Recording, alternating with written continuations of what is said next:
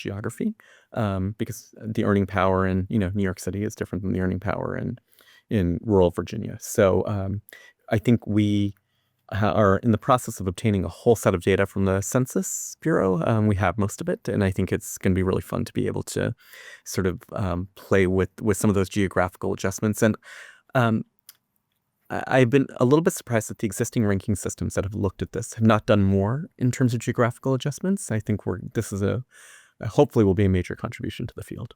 Yeah, I like that idea, especially in terms of earnings, Mushtaq. So as we wrap up here, I kind of want to get to the so what question, right? An underlying theme in our discussion so far has really been, accountability and performance. I think that a lot of that so far has been outsourced to the rankings and the funders, right? Whether those are, states and the federal government on the funding side, even philanthropy, rankings on the other side in terms of sometimes holding institutions accountable, at least on the measures that the rankers think are important. But, you're not a ranker and you're not a funder. So as you talked about, once these are all out there, you're going to be going out and asking people, I'm assuming in some cases, begging people, cajoling people, strong-arming people to use them, right? So why, you seem pretty confident and, I know you, so, you and other folks at ACE are incredibly persuasive, I guess. But what is the strategy? What's the theory of action here for what will cause, particularly institutions, which for decades have all been aiming towards certain measures, particularly going back to Carnegie in particular, that are one, right? Like we've seen that year after year, like in strategic plans, in boardrooms, in presidential interviews. We want to become an R1 institution. We all live in, me and you live in the Washington area, go into a national airport, you see all those signs for institutions. We're an R1 institution. I get, every year when the updates have come, I've gotten press releases on this front, right? So how are you going to change that? Is it just the power of persuasion? I'm not that persuasive. I mean, I wish that I were. Look, I think that institutions will change for 3, maybe 4 reasons. The first and most clear is if dollars end up flowing to a different set of institutions because of these classifications, then I think that the incentive structure will sort of line up, and we think that they will, both because of the changes to the ways that research agencies, the funding agencies will fund research, but also, again, if we can get into some of these states and have, state funding formulas be driven at least partially by either this new student access and earnings classification, or at least informed by it, I think that the dollars will flow. If the dollars flow, I think that the institutions will try to chase those dollars. And that's not a bad thing. I mean, I think that's exactly the way that it is set to sort of work.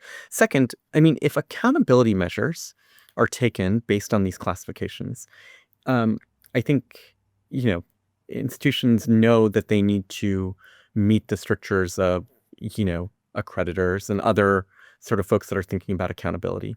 And for those folks in particular, I mean, obviously the accreditors have been in the game, state authorizing agencies have been in the game for decades and decades. And I think that a lot of them have been using the Carnegie classifications as the base for grouping like institutions and for purposes of comparison. This, too, I think will be another neat way for those accreditors who have already been thinking about using the classifications to add another layer of tool to their toolbox when they think about this stuff.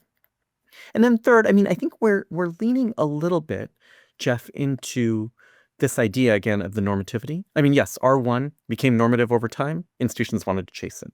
The good thing about being the Carnegie classifications is like we can build on that a little bit, So we're hoping that airport banner might not just say that, we're state's only public R1 institution or whatever they say, but also you've seen the same one. Yeah, but also that institution is one that's wonderful, is also an institution that's a high access, high earnings institution, and has a Carnegie, and we haven't exactly decided on what we will call that sort of branding, but will be the highest rank to the extent that it's ranking, in the student access and earnings classification. I think that's a big deal. And we see institutions, on billboards tout their Washington Monthly ranking, in social and economic mobility, or their U.S. News one.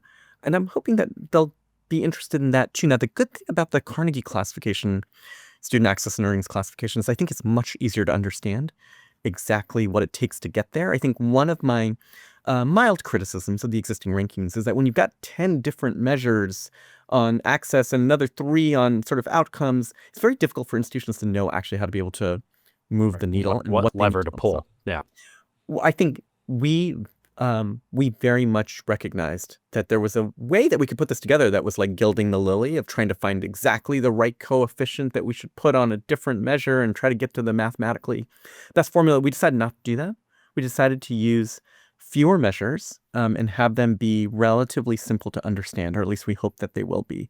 And in so doing, I think we might be able to incent institutions to be able to change because they'll understand what the measures are actually measuring. Well, Mushtaq, we look forward to having you on maybe in 5 or 6 years to see, because I think it's going to take a while, I think, to really see the downstream effects of this. But Michael and I have been talking about this stuff for years on Future Use. So we do wish you luck in having institutions and states and the federal government and rankers start to use this in better ways to improve higher ed, because I think we all have that goal. Mushtaq, thank you so much for joining us on Future You, and we'll be right back after this. Thank you.